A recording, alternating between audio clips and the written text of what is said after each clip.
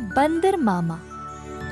एक दिन बंदर मामा गहरी नींद में सोया था जब एक मीठी सुगंध ने उसे जगाया।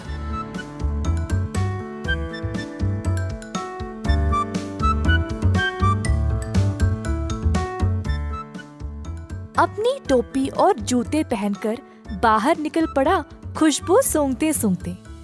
बंदर मामा ने देखा कि ये सुगंध एक मिठाई की दुकान से आ रही थी। अंदर गया तो उसने कई प्रकार की मिठाइयों को देखा।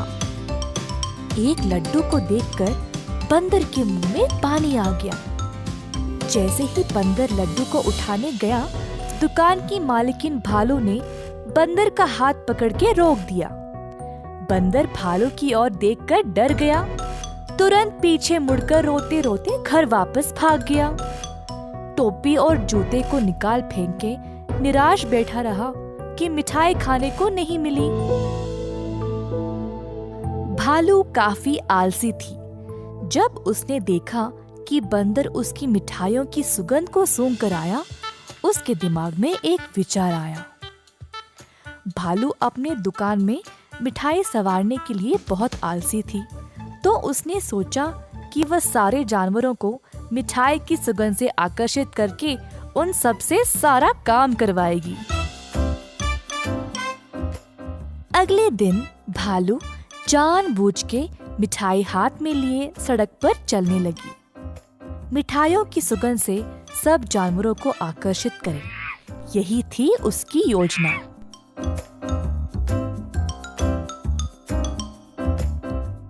खुशबू फिर से बंदर मामा तक पहुंच गई। इस बार बंदर मामा से रहा नहीं गया और उनका जी ललचाया। वह किसी भी हालत में मिठाई खाना चाहता था। बंदर मामा चुपके से दुकान के बाजू वाले पेड़ पर लटकने लगा।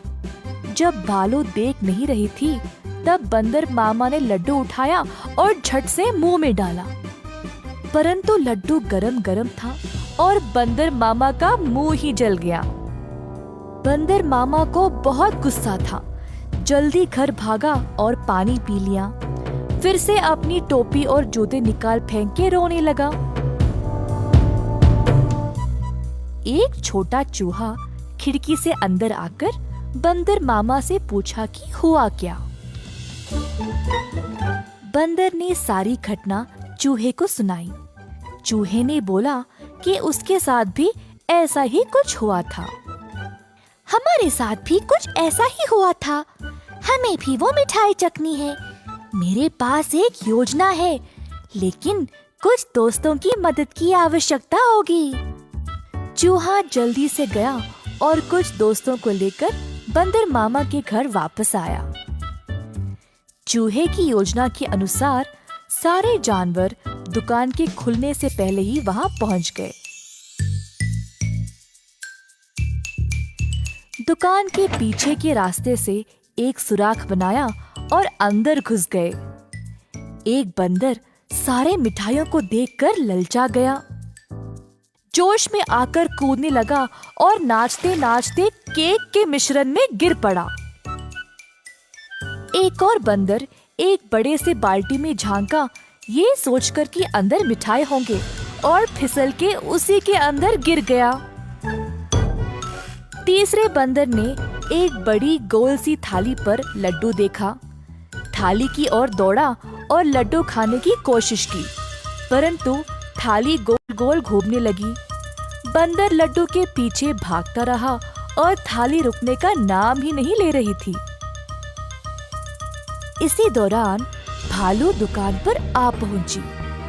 एक बंदर केक के मिश्रण में फंसा था, दूसरा बड़े बाल्टी में और तीसरा बस लड्डू के पीछे गोल गोल घूम रहा था। ये सब देखकर भालू आश्चर्यचकित रह गई और सोची कि ये बंदर यहाँ चोरी करने आए हैं। जल्दी से एक छड़ी उठाई और बंदरों को मारने ही वाली थी, जब एक बंदर ने बोला, हम यहाँ चोरी करने नहीं आए हैं। हम केवल आपकी मिठाई को चखना चाहते थे। इनकी सुगंध इतनी मजेदार है, बस हमसे रहा नहीं गया। भालू ये सुनकर जोर से हंसने लगी।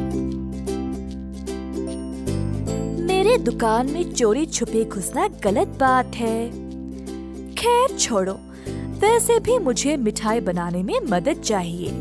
अगर तुम लोग हर रोज मेरी सहायता करोगे तो मैं तुम्हें अच्छे अच्छे मिठाई खाने के लिए दूंगी। ये सुनकर बंदर मामा और उसके दोस्त खुश हो गए। उस दिन से सब जानवर मिठाई की दुकान पर काम करने लगे। भालू ने अच्छे से बंदरों का फायदा उठाया, बंदरों से मिठाई बनवाई और सजा सवार के रखवाया भी।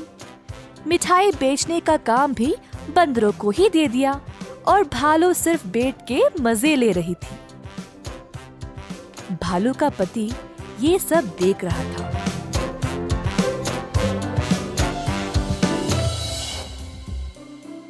तुम तो रोज इतना काम करती हो, परंतु आज आराम से बैठकर मिठाई खा रही हो। दुकान भी बंदरों से भरा पड़ा है। ये क्या हो रहा है यहाँ पे? बंदरों ने मेरा काम आसान कर दिया है। वे खुशी खुशी सारा काम कर रहे हैं और बदले में मुझे ज्यादा कुछ देने की आवश्यकता भी नहीं। बस दिन में एक एक मिठाई देके काम चला रही हूँ। बंदर मामा कोने में इन दोनों की बातें सुन रहा था और ये सब जानकर उसे बुरा लगा। बंदर को एहसास हुआ कि भालू उसका और उसके दोस्तों का इस्तेमाल कर रही थी। बंदर मामा आगे आया और बोला, भालू जी, हमें आपकी मिठाई बहुत ही ज्यादा पसंद है, परंतु आप हमारी इस कमजोरी का फायदा नहीं उठा सकती। ऐसे स्वार्थी बनके किसी को इस्तेमाल करना गलत बात है। आपको दिखता नहीं हम सब यहाँ कितना मेहनत कर रहे हैं। अंत में भालू को अपनी गलती का एहसास हुआ और सुधार लाना चाहा। उस दिन से भालू और उसका पति दोनों दुकान पर जाकर बंदरों का हाथ बटाने लगे और सही पगार भी देने लगे। बंदर मामा खुश था कि भालू ने उसकी बात मानी और अपने व्यवहार को बदल डाला।